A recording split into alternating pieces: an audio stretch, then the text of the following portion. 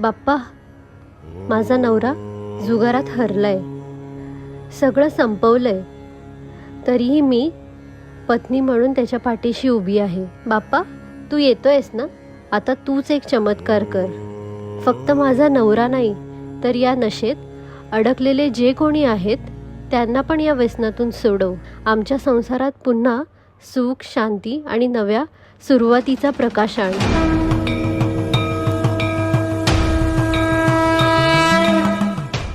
Online फासातून लोकांची सुटका होणार आहे, कारण ऑनलाईन गेमिंगच्या विरोधातील एक विधेयक रियल मनी गेम्स ना ऑनलाइन गेमिंग पर सरकारचा बंदी येणार आळा केंद्र आहे. सरकार उस ऑनलाइन गेम पर प्रतिबंध लग जाएगा जो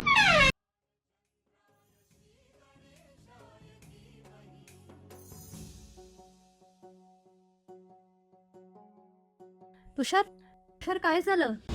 सायली, सगळं गेलं. पैसा, सोनं, घरचं सुख, माणुसकी सर्व नष्ट झालं. तुषार, देवानी माझी प्रार्थना ऐकली. आता हा शाप कायमचा संपला समज. हाच निर्णय सरकारने का नाही अगोदर घेतला? आज सगळं हातातून गेल्यानंतर ही चांगली बातमी ऐकायला मिळते. तुषार, तू इतकं का खचतोयस? माझ्याकडे बघ आणि डोकं शांत ठेव. ऐक, आपल्या गणपती बाप्पाकडे बघ ना.